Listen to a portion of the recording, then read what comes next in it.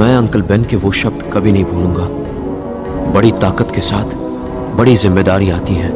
जी हाँ दोस्तों, आज हमें यही सीखना है, बड़ी शक्तियों के साथ बड़ी जिम्मेदारियां भी आती हैं। तो दोस्तों, आगे बढ़ने से पहले उम्मीद है आपने पिछले चैप्टर्स को बहुत तरीके से देख लिया होगा, एमसीक्यूज भी कर लिए होंगे, केस स्टडीज भी कर लिए होंगे। डिस्क्रिप्शन में लिंक है और आपने उसको फॉलो करके पूरी सीरीज को देखा होगा, कैसे मुझे एमसीक्यू और केस स्टडी एग्जाम में प्रेजेंट करके आनी है। प्रेजेंटेशन सीरीज भी आप देख चुके होंगे। तो चलिए शुरू करते हैं आज का शानदार जानदार टॉपिक। ऑर्गेनाइजिंग हमारा चैप्टर है, बहुत ही सिंपल सा छोटा चैप्टर है। देखिए, पहले क्या होता था, यानी प्लानिंग तक हम क्या करते थे, प्लानिंग तक हम यही सोचते थे सर क्या होता था प्लानिंग। सर प्लानिंग होता था how to do and what to do, right. लेकिन ऑर्गेनाइजिंग का मतलब होता है हु विल डू, कौन करेगा, वेयर और व्हेन, राइट। तो ये एमसीक्यू के लिए आप ध्यान रखेंगे। यानी अगर ऑर्गेनाइजिंग का बहुत सिंपल मीनिंग बताऊं तो ऑर्गेनाइजिंग का बहुत सिंपल सा मीनिंग है चीजों को संगठित करना, यानी इकट्ठा करना, राइट। क्या करना sir?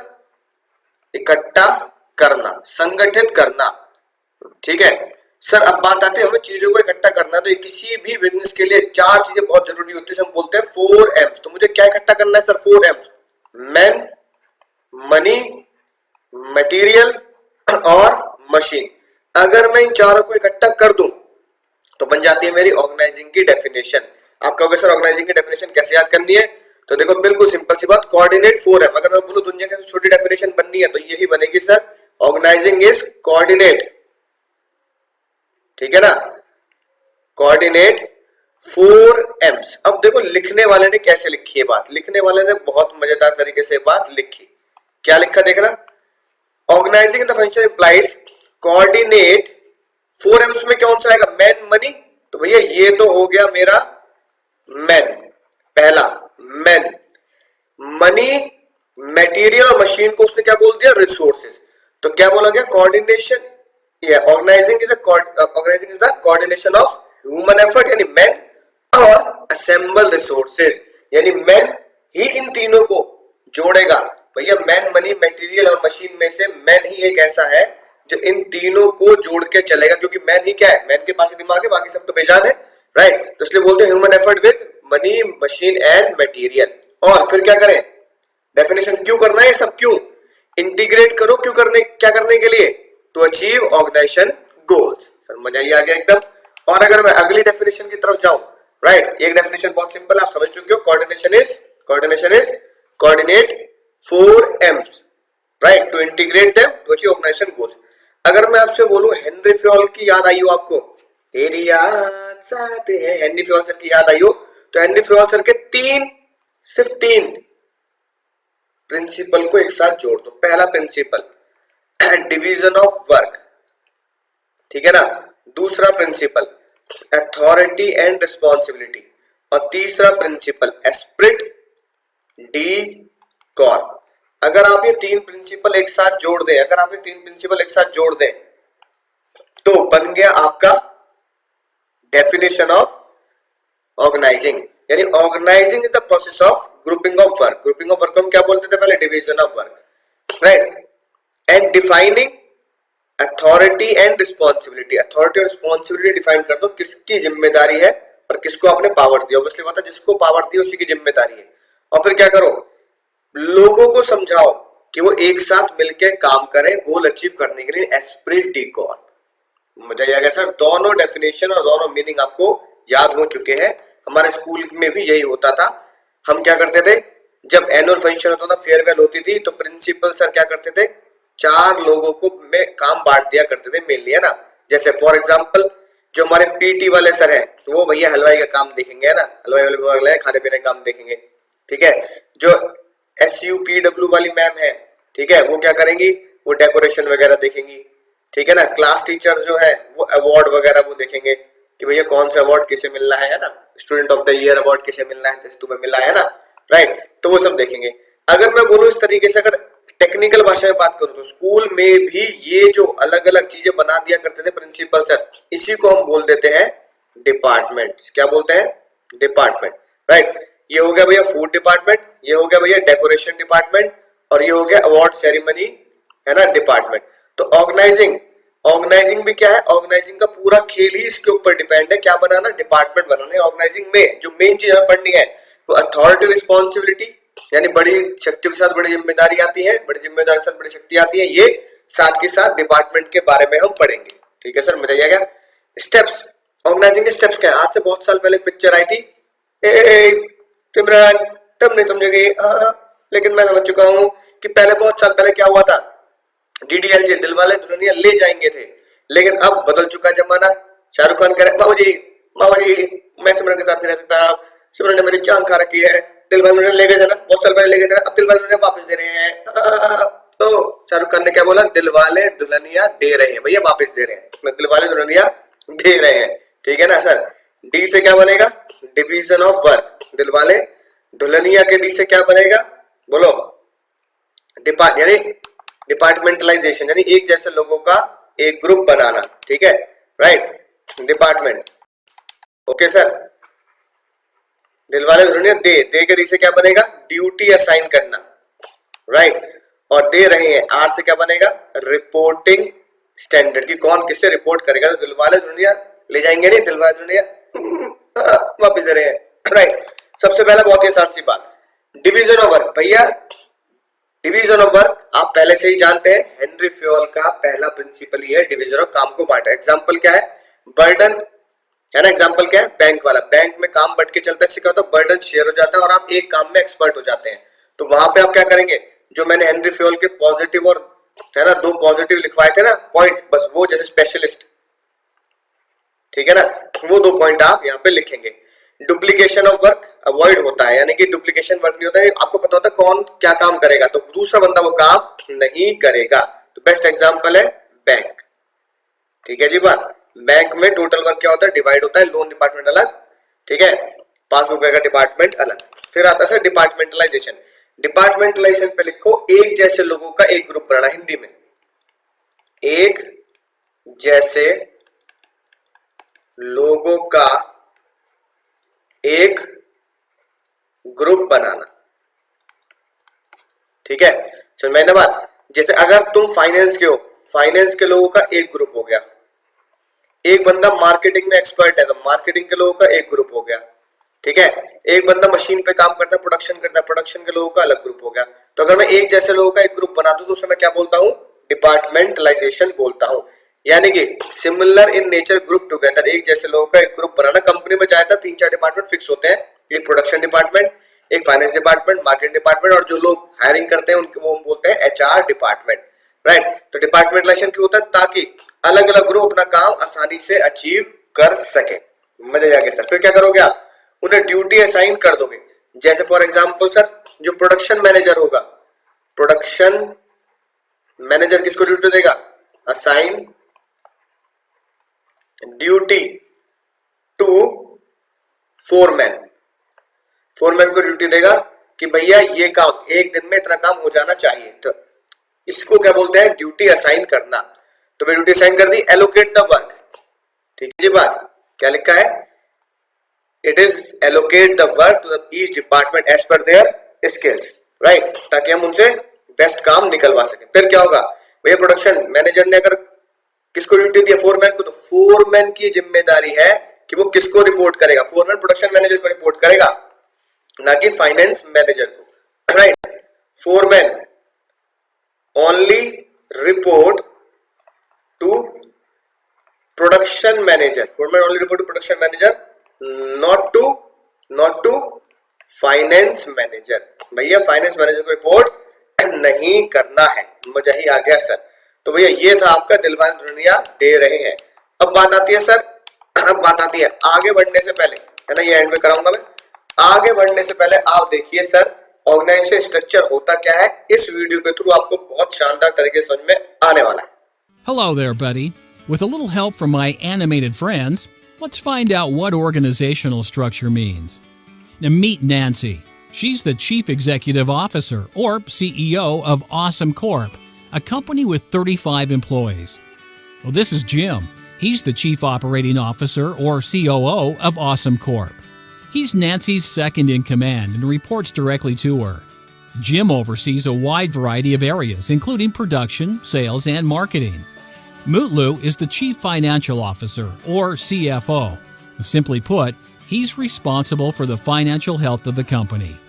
Nancy, Jim, and Mutlu are Awesome Corp's executive team. But Awesome Corp has more employees than just 3. A lot more.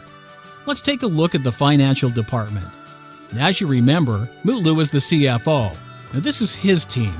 Layla is a senior receivables accountant. She manages accounts receivables. That's the money coming into the company from its customers.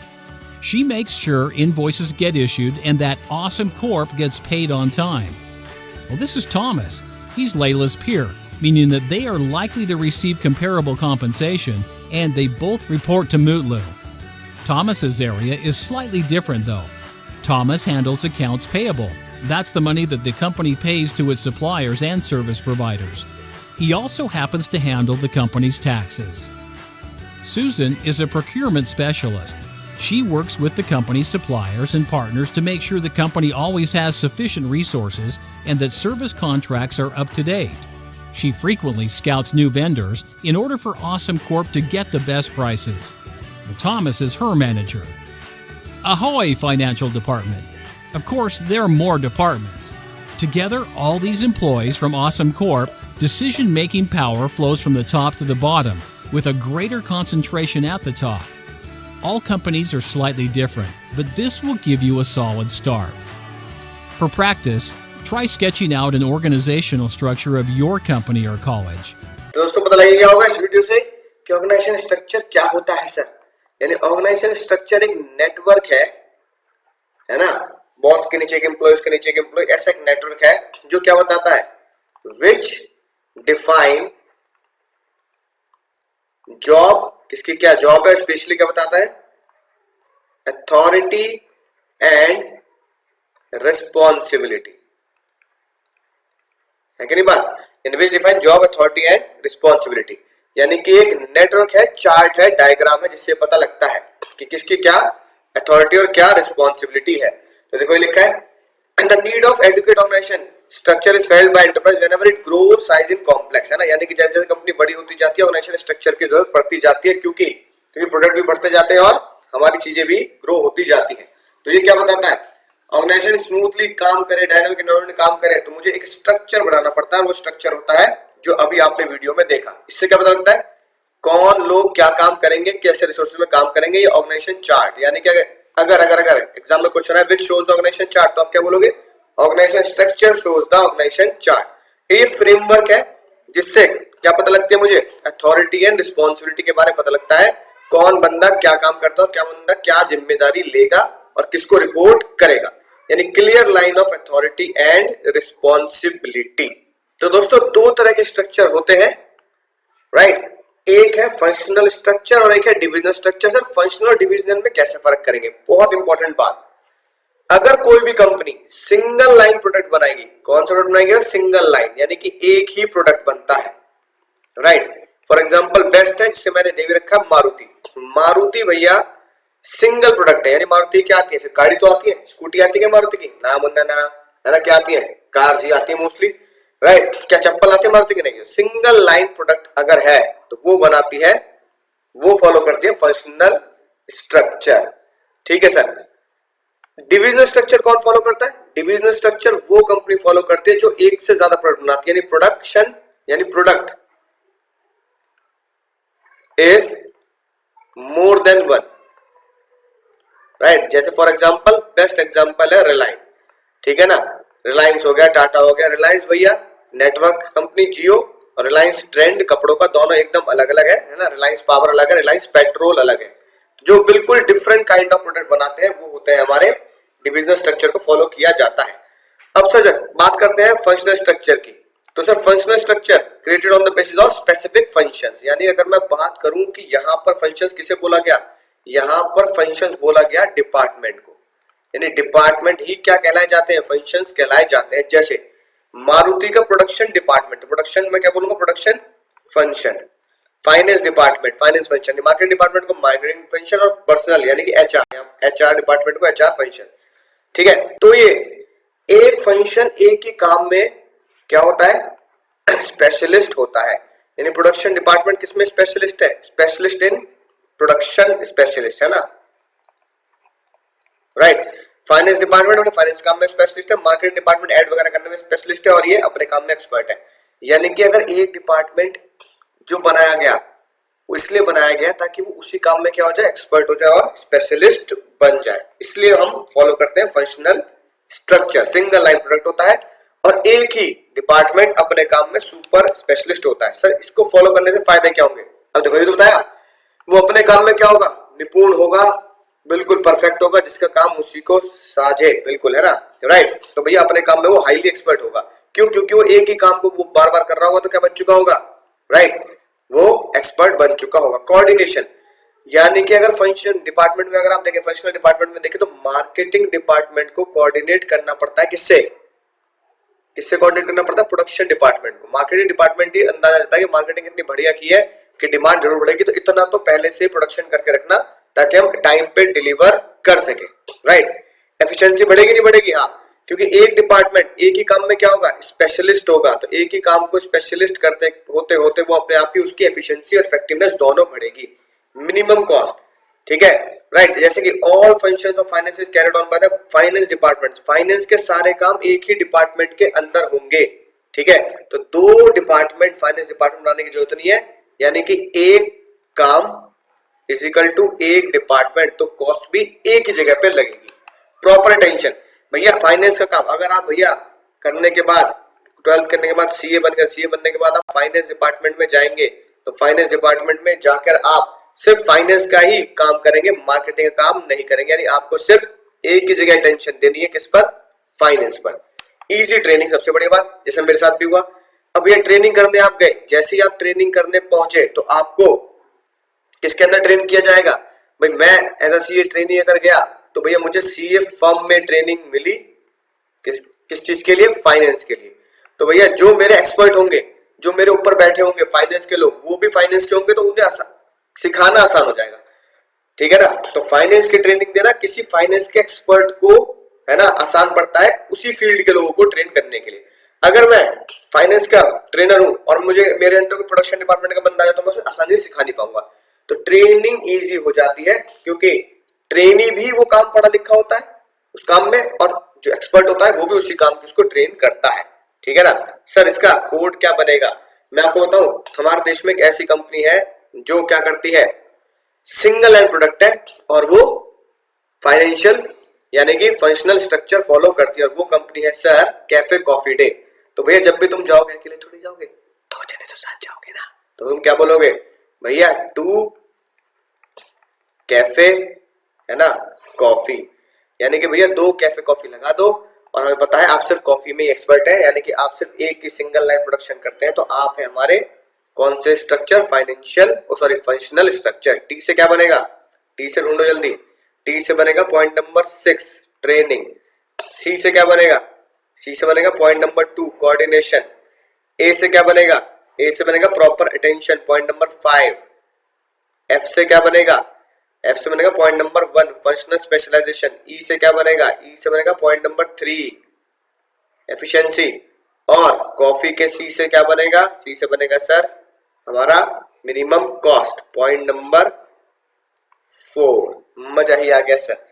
लेकिन भैया किसी कुछ फायदे होते हैं तो किसी कुछ नुकसान भी होते हैं। फंक्शनल स्ट्रक्चर यानी कि सिंगल लाइन कंपनी जैसे cafe coffee day, Maruti functional structure follow करती है, तो उनको नुकसान क्या है? पहला नुकसान, हर एक डिपार्टमेंट, फंक्शन का मतलब मैं तुम्हें क्या बताया यहाँ पे, फंक्शन का मतलब होता है डिपार्टमेंट। हर एक डिपार्टमेंट क्या करता है? हर एक डिपार्टमेंट से अपनी अपनी सोचता है कि भैया मार्केटिंग वाले बोलेंगे इतनी बढ़िया मार्केटिंग करी है ना, विराट कोहली से ऐड कराया, इससे ऐड कराया, तो वो ज्यादातर वेटेज अपने डिपार्टमेंट को देते हैं, कंपनी के बारे में नहीं सोचते। प्रोडक्शन डिपार्टमेंट कह रहा है प्रोडक्शन हमने बहुत बढ़िया किया, अच्छी क्वालिटी का किया, हमें ये नहीं पता कि पूरी कंपनी को लॉस हो रहा है, फायदा हो रहा है, हम अपने डिपार्टमेंट को पूरा करते हैं, झंडा ऊंचा रहे हमारा बस। फिर आता है जी difficulty in inter department conflict. Picture सबसे बढ़िया है, ठीक है ना। दो लोग हमेशा आपस में झगड़ते हैं, जो कोऑर्डिनेशन वाले टॉपिक में मैंने आपको समझाया, मार्केटिंग डिपार्टमेंट, ठीक है ना, मार्केटिंग डिपार्टमेंट या सेल्स डिपार्टमेंट की हमेशा किससे लड़ाई है? Production department. क्यों? बताते नहीं कि किस तरह का प्रोडक्ट बनाना है, कितने प्रोडक्ट बनाने हैं। और मार्केटिंग डिपार्टमेंट की हमेशा किससे लड़ाई रहती है सर? Finance department. हमेशा तगड़ी लड़ाई है फाइनेंस डिपार्टमेंट से। कैसे सर? मार्केटिंग डिपार्टमेंट कह रहा है प्रोडक्ट बेचना है, सेल्स डिपार्टमेंट कह रहा है प्रोडक्ट बेचना है तो 20% डिस्काउंट दो, फाइनेंस डिपार्टमेंट कह रहा है पागल हो रहे हो, 20% डिस्काउंट दोगे, सिर्फ 10% ही डिस्काउंट मिलेगा वरना लॉस हो जाएगा। इंटर डिपार्टमेंट कॉन्फ्लिक्ट है तो एक डिपार्टमेंट सिर्फ ये बोलता है अपने डिपार्टमेंट को ऊंचा करने के लिए क्या करो, बस वही काम करो जो हमारे फेवर में है, कंपनी को चाहे लॉस हो जाए। तो वो अच्छे से कोऑर्डिनेट नहीं करते, ठीक है ना, इसलिए डिफिकल्टी रहती है, राइट। इंफॉर्मेशन बढ़िया पास नहीं होती। देखो ये अब इधर से ला रहा है डिपार्टमेंट, यहाँ बना दिया ला रहा है, फिर आपस में लड़ रहे हैं तेरी गलती तेरी गलती तेरी गलती है, ठीक है ना। इससे बेस्ट एग्जांपल कोई हो ही नहीं सकता, मजे जाके सर, राइट। अगला देखो सर और क्या नुकसान है, इंटर डिपार्टमेंट कोऑर्डिनेशन नहीं होता, इंटर डिपार्टमेंट सेम वही पैटर्न है, इंटर डिपार्टमेंट आपस में लड़ाई भी रहती है, कॉन्फ्लिक्ट भी रहता है क्योंकि हम एक दूसरे की सुनते नहीं है। सेल्स डिपार्टमेंट को क्या लिखा है, sales department insisting the customer friendly design which may be difficult, यानी कि सेल्स डिपार्टमेंट करे ऐसा डिजाइन बना तो मजा आए, सब कुछ अलग सा कर दे, लेकिन भाई ऐसा डिजाइन बना सब कुछ, है ना। एलेक्सा ठीक है पंखा चला दो, है कि नहीं भाई, सब कुछ एलेक्सा आटा मान दो, एलेक्सा दाल चढ़ा दो, सब कुछ एलेक्सा कर देता है। ये ऐसा बहुत मुश्किल है, प्रोडक्शन डिपार्टमेंट का बार बार ये कह रहा है ऐसे डिजाइन बना ऐसे डिजाइन बना, जो प्रैक्टिकली बहुत मुश्किल होता है बनाना। और इनफ्लेक्सिबिलिटी यानी कि जो हमारा फंक्शनल स्ट्रक्चर है वो इनफ्लेक्सिबल होता है, with same skills and knowledge में डेवलप नैरो पर्सपेक्टिव, राइट। तो difficulty approaching other point of view, देखो ये क्या लिखा है, functional head finance manager do not training with top manager because they are unable to give diverse area, यानी कि अगर फाइनेंस मैनेजर है तो फाइनेंस मैनेजर को सिर्फ किसकी नॉलेज है, फाइनेंस की, ठीक है। अगर किसी दिन बहुत ज्यादा जरूरत पड़ जाए, प्रोडक्शन मैनेजर काम पे नहीं आया, बेचारा बीमार हो गया, कुछ बहुत बड़ा हादसा हो गया, तो फाइनेंस मैनेजर प्रोडक्शन मैनेजर का काम नहीं कर सकता। Finance manager can not do production work. तो यही तो इनफ्लेक्सिबिलिटी है कि मैं दूसरे काम कर नहीं पाऊंगा क्योंकि मेरे हाथ बंद है, मुझे फाइनेंस के अलावा कुछ नहीं आता, ठीक है ना, मुझे मार्केटिंग काम नहीं आता। फाइनेंस डिपार्टमेंट वाले बच्चे तो इतने शांत होते, चुपचाप बैठ के अकाउंटिंग कर रहे हो तो उन्हें मार्केटिंग में बोल दो जाके मार्केटिंग काम कर ले, बोल ही नहीं पाएंगे क्योंकि मार्केटिंग बोलने का काम है कि भैया अपने प्रोडक्ट को बेचो। तो भैया ये बड़ी दिक्कत की बात है, इसे बोलते हैं इनफ्लेक्सिबिलिटी, मैं कोई और काम करने लायक बचता ही नहीं हूँ। तो इसका कोड भी क्या है, इसका कोड है भैया बिल्कुल उस गाने की तरह, मैं आई आई आई आई आजा, आई आई आई आई आजा, हिंदी में आई आई आई आई आजा। पहले आई से क्या बनेगा, पहले आई से बनेगा ये, राइट, इग्नोर ऑर्गेनाइजेशनल ऑब्जेक्टिव। दूसरा आई से इंटर डिपार्टमेंट में क्या है, कोऑर्डिनेशन नहीं है। दूसरा आई से इंटर डिपार्टमेंट कॉन्फ्लिक्ट, और तीसरा आई से इनफ्लेक्सिबिलिटी, आई आई आई आई आजा। तो दोस्तों जैसा आपको अपनी स्क्रीन पर दिख रहा है, डिविजनल स्ट्रक्चर वो होता है जो एक प्रोडक्ट नहीं मल्टीपल प्रोडक्ट बनाते हैं, राइट। जैसे रिलायंस का मैंने आपको बना के दिया है शानदार तरीके से, रिलायंस सिम, रिलायंस पेट्रोलियम, रिलायंस का ट्रेंड प्रोडक्ट। सर इसमें क्या होगा, सिम का डिपार्टमेंट R&D डिपार्टमेंट अलग, रिसर्च R&D मतलब रिसर्च एंड डेवलपमेंट डिपार्टमेंट अलग, इसका अलग और इसका अलग, ठीक है ना। जियो का फाइनेंस डिपार्टमेंट अलग होगा, पेट्रोलियम का फाइनेंस डिपार्टमेंट अलग होगा, और कपड़े का फाइनेंस डिपार्टमेंट अलग होगा। यानी कि हर एक प्रोडक्ट के अपने अपने अलग अलग रिसर्च डिपार्टमेंट, अलग अलग मार्केटिंग डिपार्टमेंट और अलग अलग ही फाइनेंस डिपार्टमेंट होंगे। तो सर हर डिवीजन का अपना अलग गोल होगा, अपनी अलग एडवर्टाइजमेंट होगी। ऑब्वियसली बात है, पेट्रोलियम का ऐड करने की जरूरत नहीं, रिलायंस वाले लेकिन जियो का ऐड जरूर करते हैं, ठीक है। ये हर डिवीजन का अलग अलग फंक्शनल डिपार्टमेंट होगा, यानी देखो हर डिवीजन का अलग अलग क्या है डिपार्टमेंट है, हर डिवीजन का अलग अलग फंक्शन, इनके फंक्शन अलग है, इनके फंक्शनल स्ट्रक्चर अलग है, यानी कि डिविजनल स्ट्रक्चर के अंदर हर डिवीजन का अलग अलग फंक्शन होता है। अगर देखो क्या लिखा है, ईच डिवीजन अपना अपना प्रॉफिट देखता है, यानी कि सिम वाले कहेंगे सुबह शुरू के 6 महीने लॉस है, बड़ी दिक्कत रही। पेट्रोल वाले कह रहे हैं हम तो हमेशा प्रॉफिट में है, पेट्रोल ऊपर चल रहा है। क्लोथ वाले कह रहे हैं भैया हम भी प्रॉफिट में चल रहे हैं। हर डिवीजन अपना अपना प्रॉफिट लॉस अलग अलग निकालेगा, राइट। अपने डिवीजन की अपनी ही जिम्मेदारी होगी। इससे फायदा क्या होगा, प्रोडक्ट स्पेशलाइजेशन, राइट। आप उस प्रोडक्ट में स्पेशलिस्ट होंगे, यानी अगर आपका काम क्लोथ बिजनेस का है तो आप आसानी से उसमें स्पेशलिस्ट होंगे, कैसे मुझे उसका ऐड करना है। अकाउंटेबिलिटी मतलब जिम्मेदारी किसकी होगी, जिम्मेदारी उसी डिवीजन की होगी जिसका वो काम कर रहा है। यानी कि अगर रिलायंस में लॉस आ रहा है, जियो में लॉस आ रहा है, तो जियो के लॉस की जिम्मेदारी जियो डिवीजन की ही होगी, ठीक है ना। तो भैया जियो बताएगा शुरू के 6 महीने अंबानी जी ने फ्री कर दिए थे इसलिए हमें लॉस आया, राइट। तो ऐसे पेट्रोलियम और क्लोथ की जिम्मेदारी भी उसी की होगी, तो उसको असाइन किया गया, रिस्पॉन्सिबिलिटी फॉर परफॉर्मेंस उसी की होती है। दूसरा स्ट्रक्चर, राइट, दूसरा डिवीजन उसकी जिम्मेदारी नहीं लेगा। फ्लेक्सिबिलिटी, ऑब्वियसली बात है, डिविजनल मैनेजर जो होगा वो अपने ही डिवीजन के डिसीजन आसानी से ले सकता है, दूसरे डिवीजन वाले उस पर कोई दबाव नहीं डाल सकते, राइट। अगर कपड़े वाले डिसीजन बोल रहे हैं कि भाई कपड़ों पे हमें एंड ऑफ सीजन सेल पे 50% डिस्काउंट देना है, तो जियो वाले उसके ऊपर कुछ नहीं बोल सकते कि भाई इतना डिस्काउंट मत दे, राइट, वो उनका अपना डिवीजन है। और एक्सपेंशन एंड ग्रोथ, देखो कितनी बढ़िया बात है। अगर रिलायंस को एक नया बिजनेस खोलना है, रिलायंस को एक नया डिवीजन खोलना है, सर रिलायंस ने अभी तक एक बिजनेस नहीं खोला, बताओ कौन सा? सर रिलायंस ने नहीं खोला है अभी तक होटल्स। तो रिलायंस को अगर होटल खोलना है तो अपना वो अलग से आएंगे और अलग से डिवीजन डाल देंगे। होटल का अलग से रिसर्च डिपार्टमेंट, होटल का अलग से मैन्युफैक्चरिंग डिपार्टमेंट, होटल का अलग से मार्केटिंग, होटल का अलग से फाइनेंस। होटल के डिपार्टमेंट से इन तीनों डिपार्टमेंट के ऊपर कोई भी फर्क नहीं पड़ता, राइट। इसे बोलते हैं easy expansion and easy growth. Sir division structure क्या है? डिविजन स्ट्रक्चर इज सेफ, बिल्कुल सेफ है। अलग अलग प्रोडक्ट है ना अगर आपके, तो बिल्कुल सेफ है। कैसे? एस से सर स्पेशलाइजेशन, ए अकाउंटेबिलिटी, एफ से फ्लेक्सिबिलिटी और ई से easy expansion and growth. Sir नुकसान क्या है? सेम, जो हमारे फंक्शनल स्ट्रक्चर कहते हैं वही डिविजन स्ट्रक्चर के नुकसान है। एक तो कॉन्फ्लिक्ट, एक डिपार्टमेंट दूसरे डिपार्टमेंट की सहायता नहीं करता, ऐसे ही एक डिवीजन यहाँ पे दूसरे डिवीजन की सहायता नहीं कर सकता, राइट, अपने अपने प्रॉफिट में लगेगी, कॉस्टली।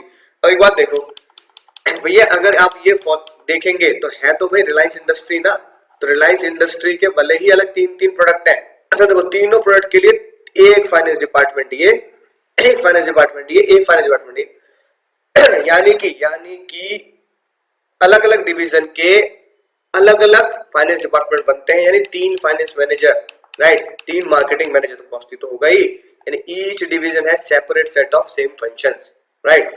यानी कि इफ कंपनी हैज 3 डिवीजन, तो 3 division is equal to 3 finance department, तो भैया कॉस्ट तो लगेगी।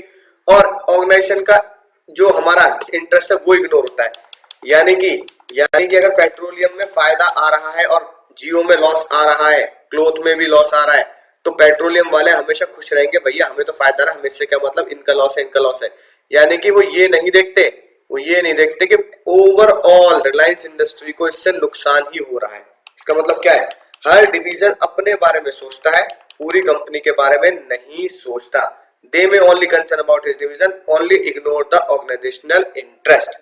दोस्तों बात समझ में आ चुकी होगी, मजा ही आ गया। ये था आपका एफएस, जो सिंगल प्रोडक्ट कंपनी होते हुए एफएस फॉलो करती है। डीएस यानी कि जो मल्टीपल प्रोडक्ट बनाती है वो डिवीजन स्ट्रक्चर फॉलो करती है। पर अपनी ताकत का गलत इस्तेमाल नहीं करना चाहिए, तुम्हें उसे मारने का हक नहीं है। याद रखो बेटा, बड़ी ताकत के साथ बड़ी जिम्मेदारी भी आती है। आगे चलकर जिंदगी में जो भी हो, मैं अंकल बेन के वो शब्द कभी नहीं भूलूंगा। बड़ी ताकत के साथ बड़ी जिम्मेदारी आती है। ये ताकत मेरा तोहफा है और शाप भी। कौन हूं मैं हूं स्पाइडरमैन। तो दोस्तों जैसा आपने देखा, बड़ी जिम्मेदारियों के साथ बड़ी शक्तियों के साथ बड़ी जिम्मेदारियां भी आती हैं। यही कॉन्सेप्ट आपको आपकी स्क्रीन पर दिख रहा है। बड़ी जिम्मेदारी, बड़ी शक्ति है ना। अथॉरिटी को क्या बोलते हैं सर? Authority means power. बड़ी शक्तियों के साथ, बड़ी पावर के साथ क्या आती है सर? बड़ी जिम्मेदारी आती है। हमेशा अथॉरिटी के साथ क्या आती है सर?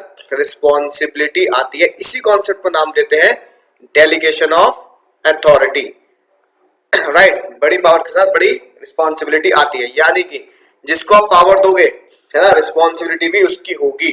सर ये कॉन्सेप्ट, इस कॉन्सेप्ट ने जन्म क्यों लिया?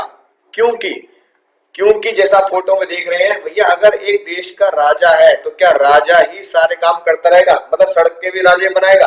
तो भैया लोगों ने ये बोला कि राजा जी आप बड़े बड़े काम कीजिए, मुद्दों के काम कीजिए, छोटे मोटे डेली काम आप अपने जूनियर्स को दें। किसको दें सर? जूनियर्स को,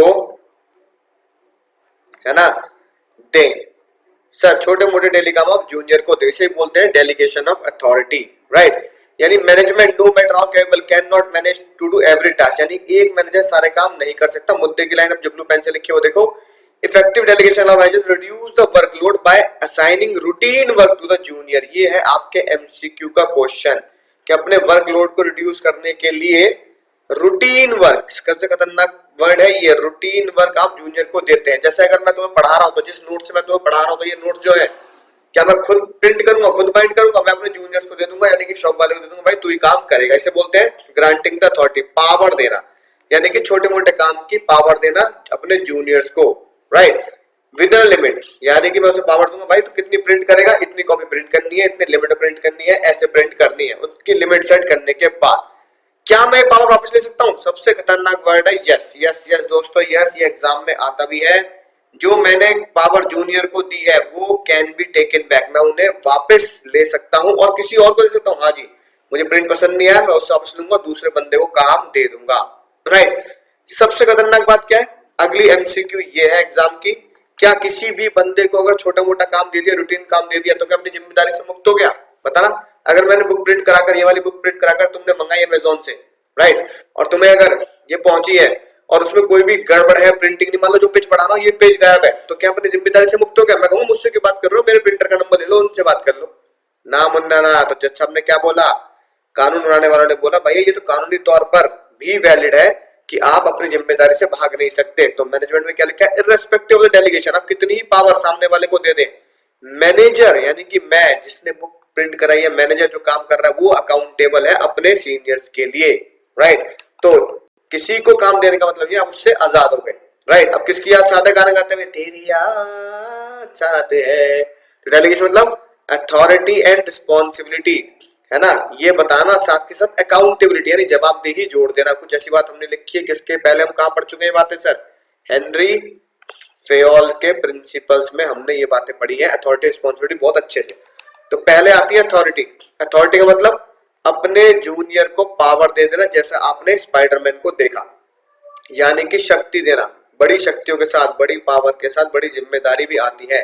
तो पावर के साथ क्या आएगी, बड़ी शक्तियों के साथ, बड़ी शक्तियों के साथ बड़ी रिस्पॉन्सिबिलिटी भी आपको दी जाएंगी, यानी एक ही थाली के चट्टे बट्टे, अथॉरिटी रिस्पॉन्सिबिलिटी, ये बहुत अच्छे से हमने कवर किया है प्रिंसिपल ऑफ फेयोल में, राइट। फिर आता है ये पावर दे देना कि मैं अपने जूनियर को कमांड कर सकूं, यानी जूनियर को एक तरीके से टैकल कर सकूं। मैं अपने जूनियर को दूंगा तो अपने जूनियर को, है ना, टैकल कर ले।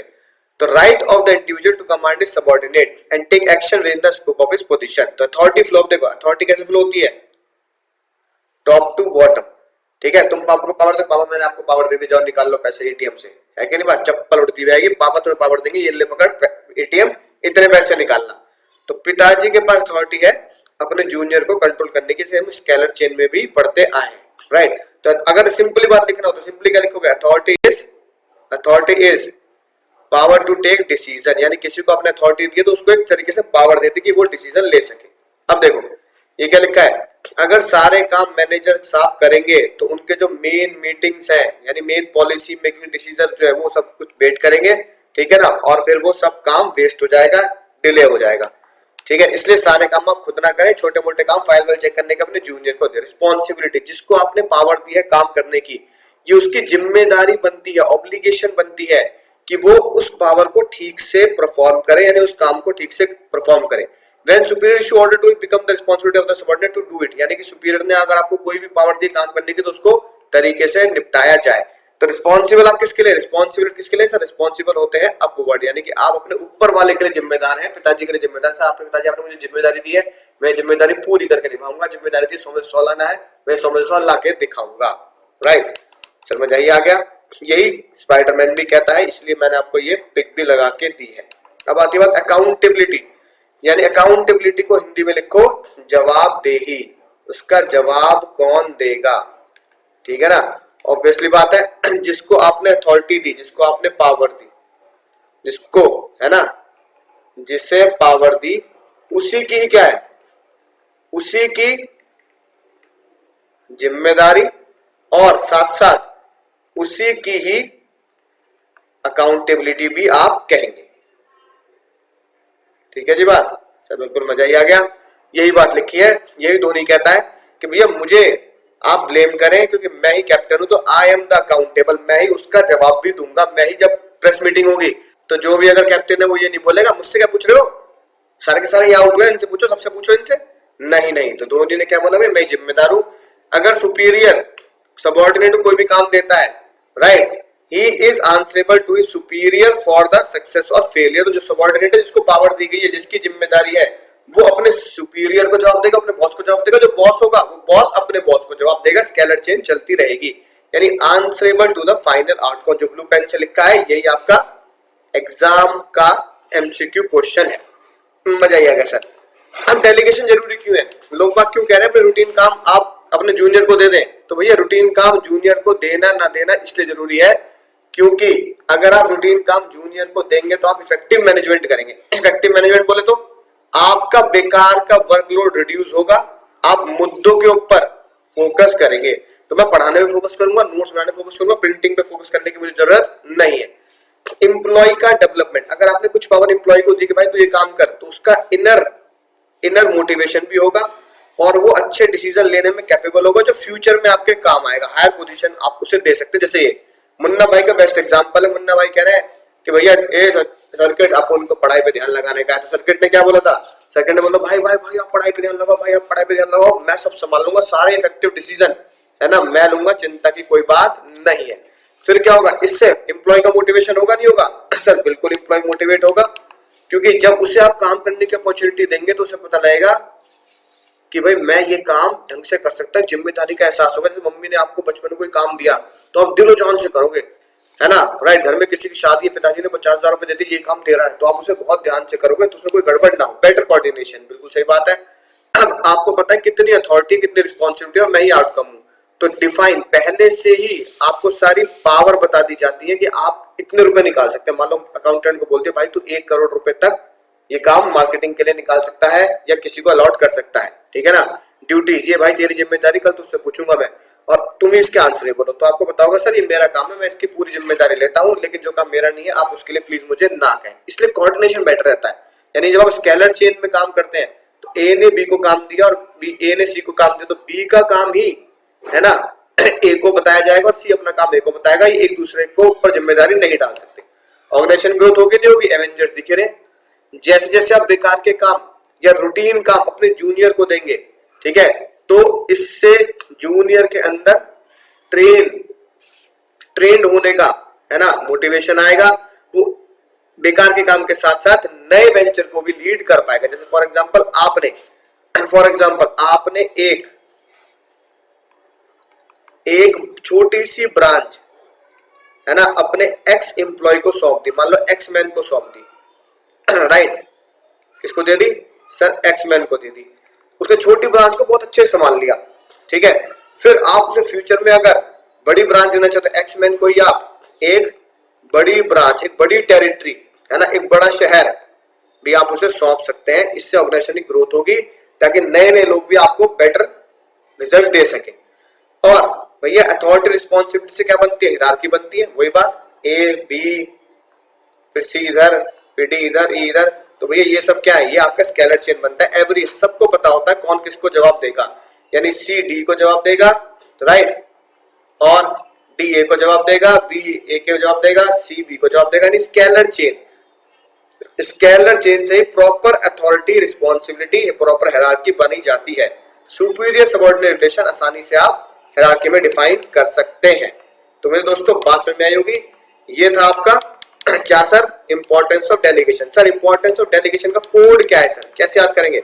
आपको सच बताता हूं, जो डेलीगेशन है, राइट, आपने फोटो देखी होगी, ये किसका फोटो लग रहा है सर? ये फोटो लग रहा है एमडीएच का।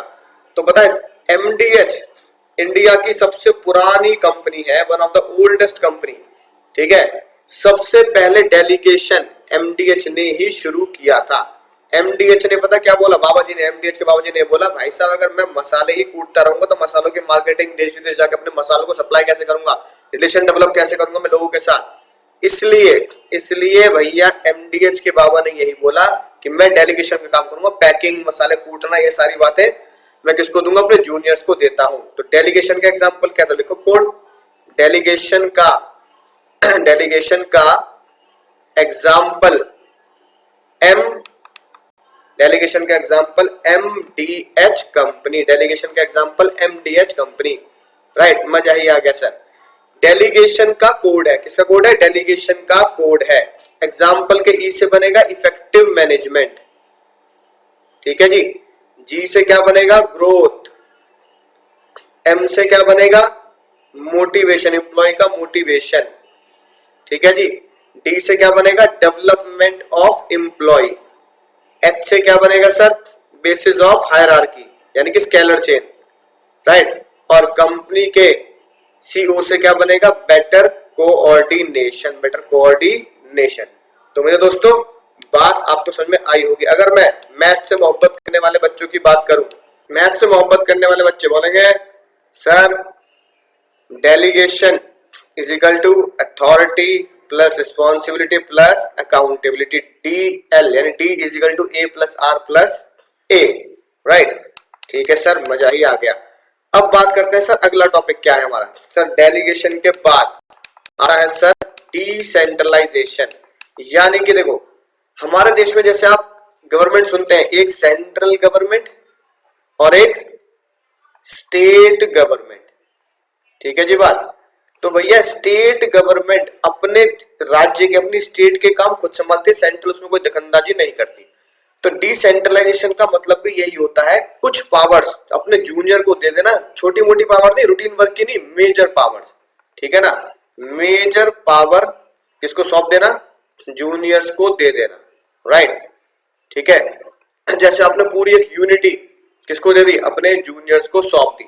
बाहुबली देखिए, बाहुबली, तो भैया बाहुबली में, राइट, भल्लाल देव, तो भल्ला को तो बनाया जाता है राजा, किंग, राइट।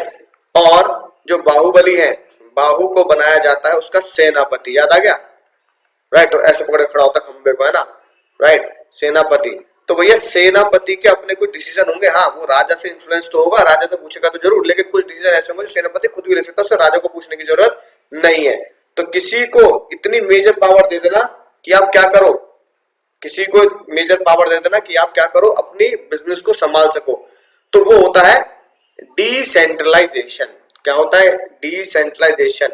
और राजा तो राजा है, जो कंपनी से रिलेटेड यानी राज्य से रिलेटेड मेजर सबसे बड़े डिसीजन खुद लेता है। जैसे भैया मुकेश अंबानी ने फेसबुक से डील करी, तो मुकेश अंबानी मार्क जुकरबर्ग हो गए राजा, उनके पास मेन पावर है अपने डिसीजन खुद लेने की, तो वो होगा सेंट्रलाइजेशन।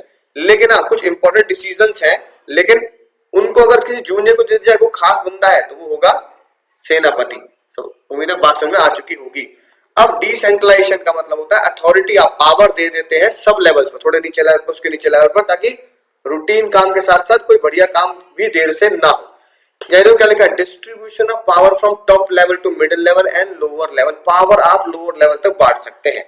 इससे एक बात सामने आती है, जब हम सेंट्रलाइजेशन और डिसेंट्रलाइजेशन की बात करते हैं, तो सेंट्रलाइजेशन और डिसेंट्रलाइजेशन को आप बोलते हैं it is multiply by many, है ना। क्या बोलेंगे सर आप? It is multiply by many, यानी कि आप अपनी पावर मिडिल लेवल से लेकर लोअर लेवल तक हर जगह बांट रहे हैं, ठीक है ना।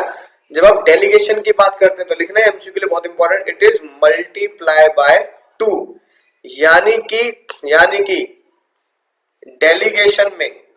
डेलीगेशन ऑफ अथॉरिटी में दो ही लोग होते हैं, एक भैया आपका होगा बॉस और उसका होगा जस्ट नीचे जूनियर। डिसेंट्रलाइजेशन में बहुत सारे लोग इन्वॉल्व होते हैं, बॉस, उसका जूनियर, फिर उसका जूनियर, उसका जूनियर, इस तरीके से पावर्स आप मल्टीपल लेवल्स में डाउनवर्ड बांटते हो, ठीक है ना, राइट। तो देखो सेंट्रलाइजेशन डिसेंट्रलाइजेशन की यही बात है। डिसेंट्रलाइजेशन मतलब पावर नीचे तक बांटना, सेंट्रलाइजेशन पावर अपने पास रखना। यानी डिसेंट्रलाइज, अगर कोई भी कंपनी का डिसेंट्रलाइज है यानी पावर बिल्कुल नीचे तक बांट दी, तो major decision policy program relation to top level middle level well authority delegate to middle level and lower level, यानी वो नीचे तक आप मेजर डिसीजन पावर बांट देते हैं कि पॉलिसी आप भी नीचे बनाओ। हर ऑर्गेनाइजेशन को सेंट्रलाइज और डिसेंट्रलाइज होना चाहिए, या सेंट्रलाइज होना चाहिए डिसेंट्रलाइज होना चाहिए? सर हर ऑर्गेनाइजेशन सेंट्रलाइज होनी चाहिए, गलत जवाब। डिसेंट्रलाइजेशन बहुत ही ज्यादा गलत जवाब। ऑर्गेनाइजेशन होनी चाहिए balance between centralize and decentralize, यानी कि सेंट्रलाइज भी होनी चाहिए और एक डिसेंट्रलाइज भी होनी चाहिए। तो देखो, those organization which take majority decision lies only with the top management, सिर्फ टॉप मैनेजमेंट के पास ही सारी पावर हो तो उसे बोला जाता है डिसेंट्रलाइजेशन। ये कब काम आता है? ये भैया प्रोप्राइटर कंपनी में, लाला कंपनी में काम आता है। अगर एक प्रोप्राइटर फर्म है, ठीक है, मान लो आपके पिताजी की दुकान है, फैक्ट्री है, वो अकेले ही संभालते हैं तो सारे डिसीजन वही लेंगे, ठीक है ना। जैसे मैं हूं, मुझे अपने काम के डिसीजन मैं खुद लूंगा, तो सेंट्रलाइजेशन यहाँ चलता है। कंप्लीट सेंट्रलाइजेशन का मतलब क्या होता है? सारी डिसीजन पावर टॉप मैनेजमेंट के हाथ में। पापा आपके ये तक डिसाइड करेंगे कि दुकान कितने बजे खुलनी है, कितने बजे बंद होनी है, ब्रेक कितने टाइम का है, कब छुट्टी है ना। ये पॉसिबल हुई है one man army. Complete decentralization में क्या होता है?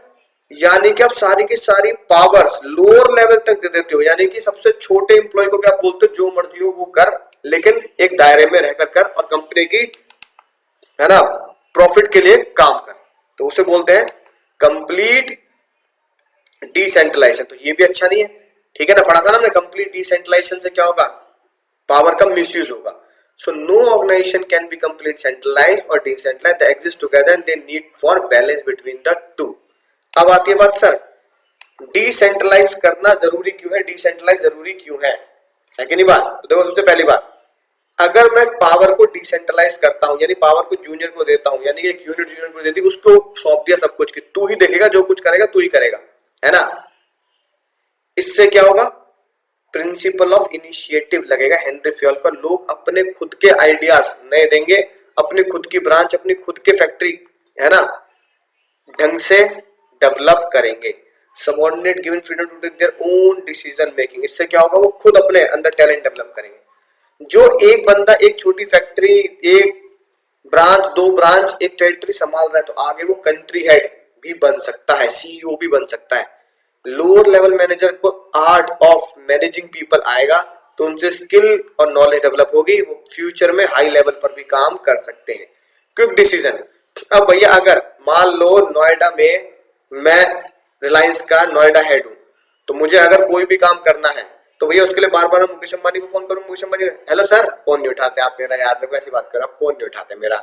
सर मैं सोच रहा हूँ ना, कल होली वगैरह है यहाँ पर, तो सोच रहा हूँ होली की 2 दिन की छुट्टी दे दूं, है कि नहीं बात, या अपने सिम पे डिस्काउंट लगा दो कुछ, तो सर आप क्या करो? तो भैया मुकेश अंबानी मेरे को कहेंगे भाई तेरी टेरिटरी है, तो जैसा करना है वैसा कर, बट टारगेट अचीव कर बढ़िया तरीके से। तो burden of decision bar bar top level does not lie on the few individual but get divided among the various subordinate. Top level के ऊपर ही नहीं छोड़ते, आप खुद भी आप उस डिसीजन को ले सकते हो।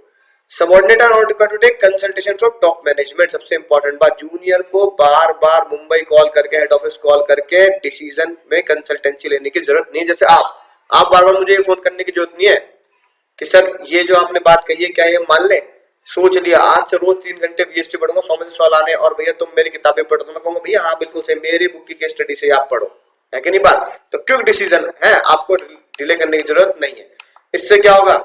जो टॉप मैनेजमेंट के लोग हैं वो एक ब्रांच के, एक स्टेट के, एक सिटी के काम में इन्वॉल्व नहीं होंगे, वो अपने मुद्दे के काम में, है ना, फोकस करेंगे। वो नई स्ट्रेटेजी बनाएंगे, न्यू पॉलिसी बनाएंगे, ठीक है ना। जैसे ही अभी कुछ दिनों में ही डील हुई है फेसबुक की और रिलायंस की, है ना, रिलायंस जियो मार्ट की, तो इन सब चीजों में भैया 43,000 करोड़ की डील हुई है, 43,000 करोड़ की, तो भैया इन सब चीजों में वो फोकस करेंगे। सिर्फ नोएडा, है ना, दिल्ली, इन सब पे फोकस नहीं करना। इससे क्या होगा? ग्रोथ भी होगी। कैसे ग्रोथ होगी? जो लोअर लेवल के लोग हैं उनके ऊपर एक प्रेशर होगा कि भैया मुझे अपनी टेरिटरी संभालनी है, मुझे पूरा नोएडा संभालना है, मुझे दिल्ली संभालना है, और कंपनी के जो टॉप हेड है वो पूरे कंपनी को वर्ल्ड वाइड लेके जा रहे हैं। The authority of subordinate take decision regarding their own work. अपनी वर्क और डिपार्टमेंट का डिसीजन लेंगे तो नीचे भी ग्रोथ होगी, और हम बड़े डिसीजन ले रहे हैं भैया इंटरनेशनल लेवल के, तो रिलायंस की टॉप लेवल की भी ग्रोथ होगी। तो बेस्ट मैनर में आप प्रोडक्शन होगा और कंपनी टॉप लेवल पे पहुंचेगी। Better control. डिसेंट्रलाइजेशन से क्या होगा? आप टॉप लेवल का बंदा नीचे लेवल तक को चेक कर सकता है कि भाई अब ये बताओ साल एंड हो गया, दिल्ली में कितना प्रॉफिट आया, एनसीआर में कितना प्रॉफिट आया, है ना, महाराष्ट्र में कितना प्रॉफिट आया। तो जो जो आपने डिपार्टमेंट, जो जो आपने फैक्ट्री यूनिट्स अपने जूनियर्स को सौंप रखी, पूरा तू संभालेगा, मेन डिसीजन लेगा, तो उनकी परफॉर्मेंस चेक होगी, तो इससे क्या होगा? कंट्रोल पे रहेगा। जो बंदा ढंग से परफॉर्म नहीं कर रहा वो क्या रहेगा? अकाउंटेबल रहेगा, जवाब भी देगा। यार दिल्ली इतनी बड़ी टेरिटरी है, देश की कैपिटल है, वहां तुम प्रॉफिट नहीं कमा पा रहे, है कि नहीं बात। मुकेश अंबानी कहेंगे वहां एयरटेल वाले ज्यादा कैसे कमा रहे हैं भाई, ठीक है, तो तुम इसका मतलब तुम कहीं ना कहीं गड़बड़ कर रहे हो। तो भैया दिल्ली की जिम्मेदारी तुम्हारे ऊपर है, तुम इसका पहले तो जवाब दो, और हम ये चाहते हैं कि अगली बार एयरटेल से, वोडाफोन से हमें आगे निकलना है। तो इससे क्या कंट्रोल रहेगा कंप्लीट एक्टिविटी पर, कि आप चेकआउट कर पाओगे कौन सा बंदा क्या काम कर रहा है। ठीक है सर, मजा ही आ गया। अब आती है बात सर, ये जो हमने डिसेंट्रलाइजेशन पढ़ा सर, इसका कोड क्या है? तो देखो कोड याद रखेंगे जो यहां मैंने आपको बना के दिया है। ये रही बात सर, डिसेंट्रलाइजेशन का छोटा क्वेश्चन गिफ्ट है, रट लो। ठीक है जी बात, सर समझ में आगे बात, लिखना जरा क्या है। डिसेंट्रलाइजेशन का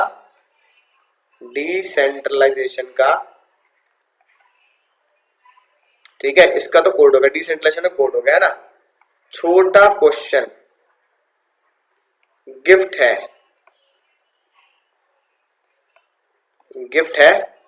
क्या करना है उसे भैया, इसे तो एग्जाम में रट के ही जाना है। गिफ्ट है, क्या करो सर, रट लो।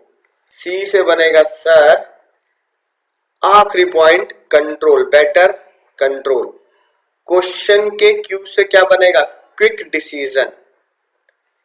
गिफ्ट के जी से क्या बनेगा सर, गिफ्ट के जी से बनेगा ग्रोथ, ऑर्गेनाइजेशनल ग्रोथ। आई से क्या बनेगा सर, पॉइंट नंबर 1 इनिशिएटिव। ठीक है सर, मजा ही आ गया। एफ और टी एक साथ है, एफ और टी से बनेगा फ्यूचर टैलेंट। ठीक है, point number 2 talent for the future. रट लो के आर से क्या बनेगा sir, relief to top management. ठीक है सर, मजा ही आ गया। यानी एमडीएच है ना, डेलीगेशन का एग्जांपल, एमडीएच कंपनी, डिसेंट्रलाइजेशन का छोटा क्वेश्चन गिफ्ट है भैया, बढ़िया तरीके से रट लो। अब आती है बात सर, अगर इन दोनों में डिफरेंस पता लग जाए तो मजा ही आ जाए। नेचर क्या है, नेचर। डेलीगेशन क्या है, कंपलसरी है। ठीक है, डिसेंट्रलाइजेशन क्या है, ऑप्शनल है। आपको अपने नीचे जूनियर्स को मेजर पावर देनी है तो दो, वरना मत दो। ठीक है, लेकिन अगर रूटीन काम है वो तो आप दे सकते हैं भैया, वो तो देना पड़ेगा। स्टेपलर प्रिंट आउट मैं थोड़ी निकालता रहूंगा। फ्रीडम ऑफ एक्शन, यहां पर क्या होता है, मोर कंट्रोल बाय सुपीरियर का ज्यादा कंट्रोल होता है ना, right. More control by boss, that is less freedom to take own decision, therefore less freedom to take own decision. अपने खुद के डिसीजन ज्यादा एम्प्लॉय खुद नहीं ले सकते। यहां पे क्या होता है, less control over subordinate, less control on junior, therefore greater freedom, यानी कि more freedom to take decision. मजा ही आ गया सर। स्टेटस क्या है, यहां पर रूटीन है ना, यहां पर स्टेटस क्या है आपको, routine task and work he share करना है, राइट। यहां क्या स्टेटस है, यानी कि यहां पे आपको कंपनी की पॉलिसी के अकॉर्डिंगली मेजर पावर दे दी जाती है। इट इज अ रिजल्ट, है ना, it is result of policy decision of top management. ठीक है सर, आगे बता दिए सर, आगे बता दिए। स्कोप क्या है इसका, scope it is limited to superior and subordinate, यानी नैरो स्कोप है। नैरो स्कोप बोले तो इट इज मल्टीप्लाई बाय 2, और यहां पे क्या है सर, यहां पे वाइड स्कोप है। वाइड स्कोप बोले तो it is multiply by many, नीचे तक आप पावर सौंप देते हैं, कोई टेंशन वाली बात नहीं है। इसका पर्पस क्या है, रिड्यूस द टॉप मैनेजमेंट, है ना, बर्डन को रिड्यूस करना। It reduce the burden, daily routine काम का burden, it reduce the burden of top management, ताकि वो मेजर काम में फोकस कर सके। ठीक है ना। इसका क्या पर्पस है, it increase the role of subordinate, ये सबऑर्डिनेट के रोल को इंक्रीज करता है बाय गिविंग देम ऑटोनॉमी, यानी खुद से अपने डिसीजन ले सके, ऑटोनॉमी, है ना, ताकि आप उनको ऑटोनॉमी दे सके, ताकि वो खुद से डिसीजन ले सके। मजा आ गया sir. Withdraw, yes yes yes, आप उनकी अथॉरिटी को विड्रॉ कर सकते हैं और किसी और को दे सकते हैं, लेकिन यहां पर अथॉरिटी को पुश डाउन किया जाता है, it can not be taken back. आप आसानी से वापस नहीं लेते, आप दोबारा मौका देते हैं कि भाई अपनी ब्रांच को और अपने टेरिटरी को और आगे बढ़ाएं। तो मेरे दोस्तों बात समझ में आ चुकी होगी। इससे इससे जो आप कंपेयर करेंगे तो आप समझ चुके होंगे डेलीगेशन मल्टीप्लाई बाय 2 है, डिसेंट्रलाइजेशन मल्टीप्लाई बाय मैनी है। यानी कि यहाँ पे से दो ही लोग होते हैं डेलीगेशन, मैं और मेरा जस्ट जूनियर, मेरी नजरों के सामने है कि नहीं बात, नजर के सामने, जिगर के पास नहीं लेके जाता, मैं उससे नजर के सामने रखता हूँ। डिसेंट्रलाइजेशन में मैं पावर है ना नीचे तक बांटता हूँ, शायद मैं उनसे कभी मिलूं भी ना, ठीक है। तो मुझे है ना दिल्ली एनसीआर का हेड बना दिया या नोएडा वगैरह का हेड बना दिया, तो मुझसे मैं मुकेश अंबानी से कभी मिलूं नहीं, बस मुझे रिलायंस वालों ने पावर दे रखी है, राइट। तो ये है आपका बहुत बहुत बहुत इंपॉर्टेंट टॉपिक एग्जाम के लिए, डेलीगेशन और डिसेंट्रलाइजेशन। तो दोस्तों अब चलते हैं इंपॉर्टेंस की तरफ। क्या कहती है इंपॉर्टेंस, इंपॉर्टेंस ऑफ ऑर्गेनाइजिंग, यानी कि क्या फायदा होगा अगर हम क्या करेंगे सर, ऑर्गेनाइजेशन स्ट्रक्चर बनाएंगे, है ना। अगर हमने ऑर्गेनाइजेशन स्ट्रक्चर बना दिया तो हमें उसका क्या फायदा होगा। पहला स्पेशलाइजेशन, यानी कि फंक्शनल स्ट्रक्चर, डिविजन स्ट्रक्चर अगर आप देखेंगे तो उसमें क्या हो जाएंगे आप, स्पेशलिस्ट हो जाएंगे, है कि नहीं बात, राइट। दूसरी बात सर नीचे तो कोड लिखा है, हाँ पहले कोड ही देख लेते हैं, सारी इंपॉर्टेंस डबल गप है, इस कोड अब एक करके देखेंगे। इसके बाद अगर मैं एफएसडीएस करता हूं, फंक्शनल स्ट्रक्चर डिविजन स्ट्रक्चर से क्या होगा, वर्किंग रिलेशनशिप डेवलप रहेंगे, यानी कि आप क्लियर लाइन ऑफ कम्युनिकेशन होगा, यानी कि ऑर्गेनाइजेशन स्ट्रक्चर बनाने से आपके रिलेशनशिप बिल्कुल क्लियर है, अथॉरिटी रिस्पांसिबिलिटी क्लियर है। इफेक्टिव एडमिनिस्ट्रेशन, यानी कि अगर क्लियर वर्किंग रिलेशन है तो उससे क्या होगा, प्रॉपर एग्जीक्यूशन ऑफ वर्क होगा, मैनेजमेंट इजी होगा, इफेक्टिव एडमिनिस्ट्रेशन होगा, यानी कि आप पहले से पता होगा कि भैया मैं किससे रिलेशनशिप में हूं, तुम्हारी बात नहीं कर रहा, और कौन मेरा बॉस है और मैं किसको रिपोर्ट करने वाला हूं। ऑप्टिमम यूटिलाइजेशन ऑफ रिसोर्सेज, यानी कि आप रिसोर्सेज का ऑप्टिमम यूटिलाइजेशन होगा, यानी अथॉरिटी रिस्पांसिबिलिटी, डेलीगेशन, डिसेंट्रलाइजेशन से क्या होगा, आप डुप्लीकेशन नहीं करेंगे और बिल्कुल बढ़िया काम करेंगे। एडॉप्शन चेंज, है कि नहीं बात। ऑर्गेनाइजेशन स्ट्रक्चर सुटेबल मॉडिफिकली क्या हो सकता है, चेंज हो सकता है, जैसे मैंने आपको रिलायंस का एग्जांपल दिया, रिलायंस होटल्स आसानी से खुल सकता है, right. Development of personal, delegation से, डिसेंट्रलाइजेशन से डेवलपमेंट ऑफ पर्सनल होता है, ये अभी हमने पढ़ा सर। और एक्सपेंशन एंड ग्रोथ, राइट, यानी कि अगर ऑर्गेनाइजेशन स्ट्रक्चर अलाउ करता है तो आप बिजनेस एंटरप्राइज को एक और पोजीशन, एक और डिपार्टमेंट या एक और डिवीजन ऐड कर सकते हैं, ठीक है ना, राइट। अगर आपने कोई रिसर्च करनी है तो एक नया डिपार्टमेंट आप ऐड कर सकते हैं सर। इन सभी का कोड क्या है सर, सारे इंपॉर्टेंस गप है। हाँ सर पहले भी एक बार हमने ये पढ़ा था, तो देखो ये भी याद रखना, सारे इंपॉर्टेंस गप है। स्पेशलाइजेशन, ए से एडॉप्शन, आर से रिलेशनशिप, ई से इफेक्टिव मैनेजमेंट, इंपॉर्टेंस का कोड है, जी से ग्रोथ यूटिलाइजेशन और पी से पर्सनैलिटी यानी पर्सनल डेवलपमेंट भी होगा। तो मेरे दोस्तों ये चैप्टर आपको बहुत आसानी से समझ में आ चुका होगा, आप समझ चुके होंगे कि मेन चीज क्या है, फंक्शनल स्ट्रक्चर, डिविजनल स्ट्रक्चर, और सबसे इंपॉर्टेंट एग्जाम के लिए अथॉरिटी रिस्पांसिबिलिटी यानी डेलीगेशन एंड डिसेंट्रलाइजेशन। तो चलिए दोस्तों देखते हैं कुछ क्वेश्चंस बहुत ही शानदार जो आपके एग्जाम के लिए बहुत इंपॉर्टेंट है। क्वेश्चन नंबर 2 ध्यान से देखेंगे, ये आपके एग्जाम में पहले भी आ चुका है, इस तरह क्वेश्चन बनेंगे, राइट। यानी ऊपर की थोड़ी कहानी है, फिर वो कह रहा है बिजनेस ग्रो हो रहा है डे बाय डे, ठीक है ना। While working on the project he found the volume, भैया बहुत ज्यादा काम हो रहा है, सारा काम एक बंदा नहीं कर सकता, तो उसने क्या किया, अपनी टीम बनाने को है ना सोचा। फिर कॉलेज में वो गए भाई साहब अमन चड्डा जी, उन्होंने 2 एम्प्लॉय को अपॉइंट किया, ईशान और वृंदा, ठीक है ना। उन्होंने देखा नए एम्प्लॉय बहुत ही बढ़िया है और भरोसेमंद भी है, ठीक है।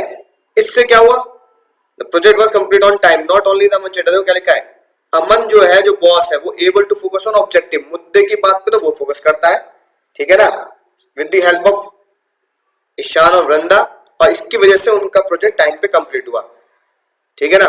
On the other hand Ishan और वृंदा भी उन्हें अपॉर्चुनिटी मिली अपने आप को डेवलप करने की, यानी कि देखो देखा जाए तो सिर्फ अमन चड्डा एक बॉस है, उसके नीचे 2 एम्प्लॉय है ईशान और वृंदा, यानी कि it is only multiply by 2। इससे क्या पता लगता है सर, कॉन्सेप्ट है हमारा delegation of authority, right.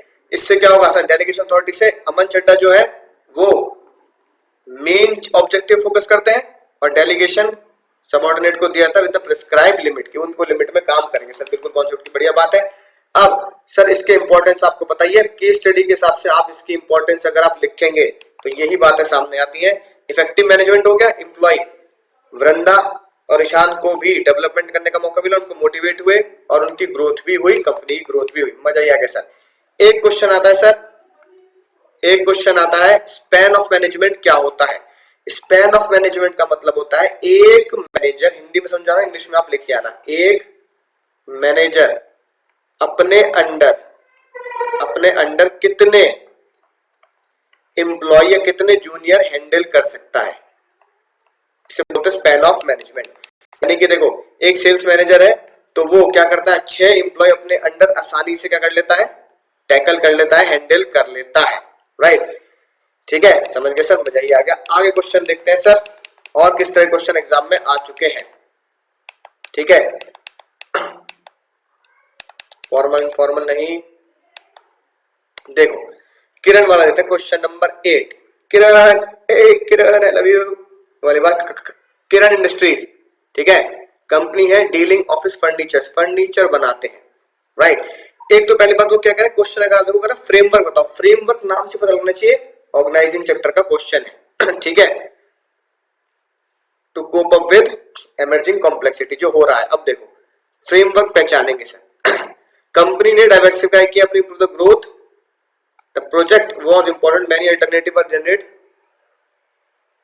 After evaluating the various alternative, है ना। Sukhwinder manager director of the company decide they should have add, वो कह रहे हैं कि वो ऐड करेंगे अपने फर्नीचर के अंदर, वो ऐड करेंगे home interior. Home interior as a सबसे खतरनाक बात क्या है, ये क्वेश्चन खुद ही कह रहा है, न्यू लाइन ऑफ बिजनेस। अगर वो न्यू लाइन ऑफ बिजनेस, यानी पहले वो फर्नीचर बनाते थे, अब उन्होंने नया बिजनेस, है ना, लॉन्च कर दिया, तो उन्हें अब कौन सा फ्रेमवर्क, कौन सा स्ट्रक्चर फॉलो करना है। तो ये दो स्ट्रक्चर है, एफएस या डीएस। तो कौन सा स्ट्रक्चर फॉलो करना है सर, नया लाइन आया तो 2 प्रोडक्ट हो गए, तो 2 प्रोडक्ट होते ही हम डीएस पे जाएंगे। तो ये लिखिए बात, divisional structure should be adopt to cope up with the emerging complexity. Reason, है ना, अलग से डिपार्टमेंट होगा, अलग से डिवीजन होगा, तो अलग से ही वो काम को बढ़ाएंगे, राइट। तो देखो 2 लिमिटेशंस, वो कह रहे लिमिटेशंस बताओ, तो भैया 2 लिमिटेशंस भी आप लिख सकते हैं, कॉम्प्लेक्सिटी और इस तरह की जो हमने अभी पढ़ी थी। ठीक है सर, मजा ही आ गया, राइट। अगला देखो क्वेश्चन 9 भी देखते हैं, ये भी मजेदार क्वेश्चन है।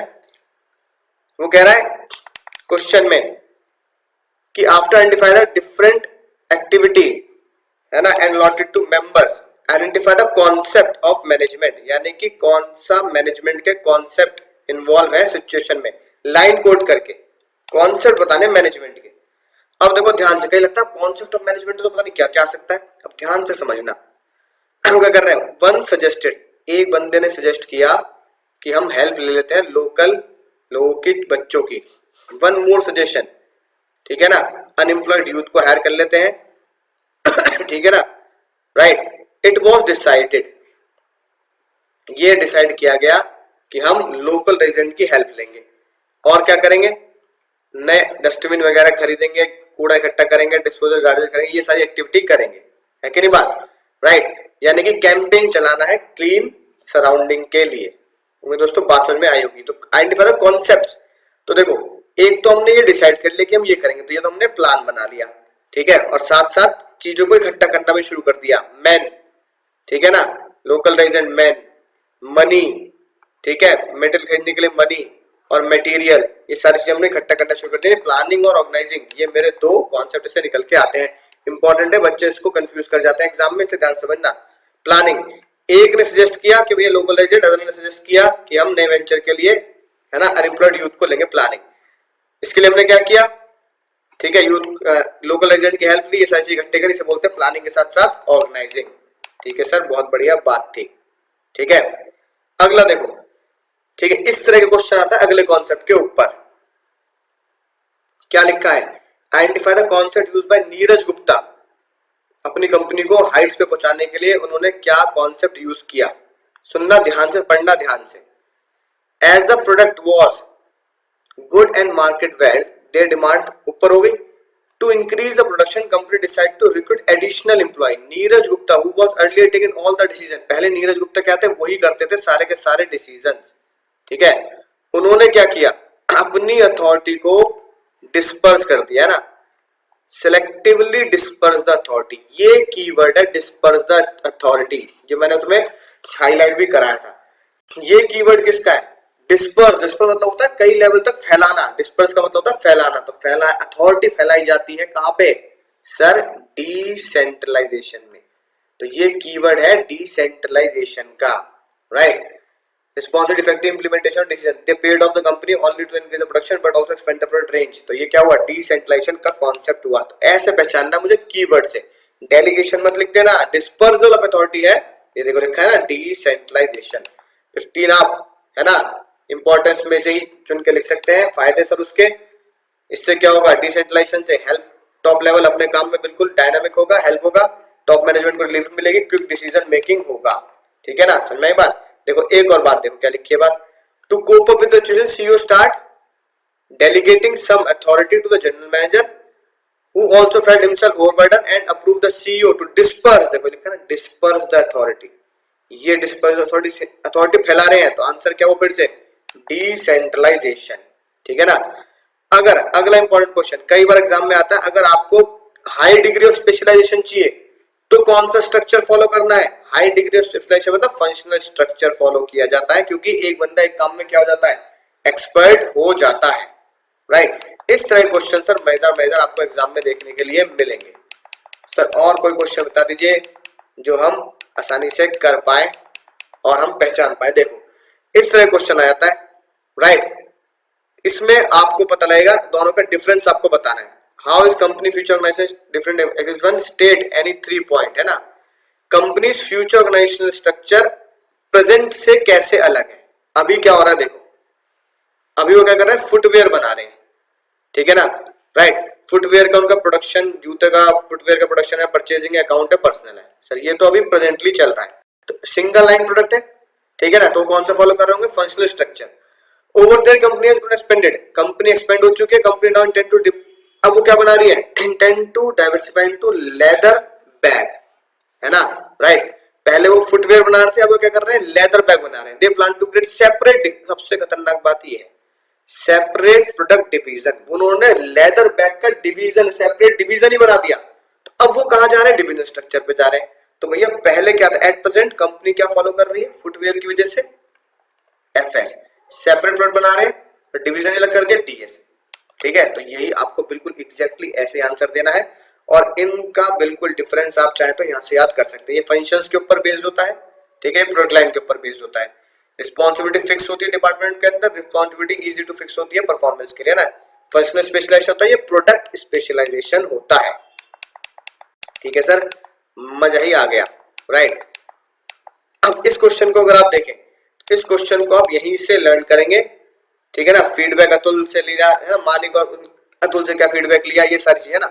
तो Manik support to give regular feedback, Atul को देगा क्योंकि अतुल उससे जस्ट ऊपर है, ठीक है ना, राइट। अगर आप उसकी स्टडी पढ़ेंगे तो authority granted to subordinate can be taken back and redelegate to another. Question पूछा गया है क्या अथॉरिटी को लिया जा सकता है वापस? तो हमने पढ़ा था डेलीगेशन में आप अथॉरिटी वापस ले सकते हैं, राइट। अगर कोई बंदा किसी और को काम दे देता है, ठीक है ना, तो क्या वो जिम्मेदार होगा या नहीं होगा? बिल्कुल होगा। Manik can be held responsible for not meeting the late expenditure of Atul as it is obligation of subordinate to perform assigned duty in the best of his ability. यानी कि जिसको काम दिया है उसी की जिम्मेदारी है, उसकी अकाउंटेबिलिटी है। और फिर क्वेश्चन में वो कह रहा है इनमें डिफरेंस बताओ, ओरिजिन और फ्लो, यानी कि बेसिस पहले ही बताया क्वेश्चन ने, तो पहले ओरिजिन बनाऊंगा, सेम आपका इस एग्जाम में लिख के आना है। और फ्लो के हिसाब से, फ्लो बिल्कुल आसान है। अथॉरिटी कैसे होती है सर? अथॉरिटी डाउनवर्ड, पापा आपको पावर देते हैं। रिस्पॉन्सिबिलिटी कैसे होती है सर? अपवर्ड होती है, आप पापा के प्रति जिम्मेदार, जब आप ऊपर देंगे तो जवाबदेही भी ऊपर होगी, आप पिताजी को जवाब देंगे। Origin arise from the formal, यानी अथॉरिटी फॉर्मल पोजीशन से होती है। रिस्पॉन्सिबिलिटी डेलीगेट करके आती है, और अकाउंटेबिलिटी, रिस्पॉन्सिबिलिटी है तो अकाउंटेबिलिटी उसके साथ ही आती है, ठीक है सर। इस तरह के क्वेश्चन आपको देखने के लिए मिलेंगे, राइट। चलिए एक क्वेश्चन और देख लेते हैं, देखो क्या लिखा है। क्वेश्चन में कह रहा है will Siraj still accountable for performance? क्या सिराज अकाउंटेबल है? ठीक है, ऑब्वियसली बात है, आप कहोगे बिल्कुल है, क्यों नहीं है। देखो सिराज एक सेल्स मैनेजर है, नई इंसाइक्लोपीडिया को प्रमोट करने के लिए Siraj is given A target, Siraj को टारगेट दिया गया 500 यूनिट बेचनी एक महीने में। उसने क्या किया, टीम अपॉइंट करी, यानी सबसे ऊपर तो सिराज है, सिराज ने X Y Z A B यानी 5 लोगों की टीम अपॉइंट करी। हर एक सेल्समैन को 1000 यूनिट दी कि भाई तुझे 1000 बेचनी है, तुझे भी 1000, तुझे भी 1000, तुझे भी 1000, इस तरीके से 5000 यूनिट बिकेंगी। लेकिन पता लगा कि मंथ के एंड में 5000 यूनिट बेचने के बजाय सिराज के एम्प्लॉय ने, ठीक है ना, 4800 यूनिट ही बेच पाया, ठीक है, क्योंकि वो एक एम्प्लॉय बीमार हो गया।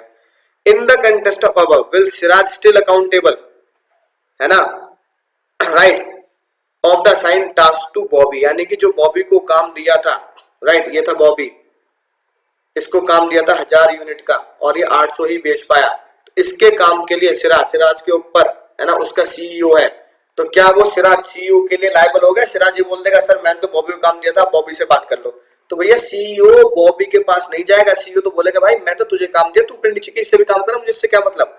तो आप क्या लिखोगे, जी हाँ Siraj is still accountable, Siraj will be still accountable for performance of task performed by the boy because only responsibility of the work assigned can be delegated.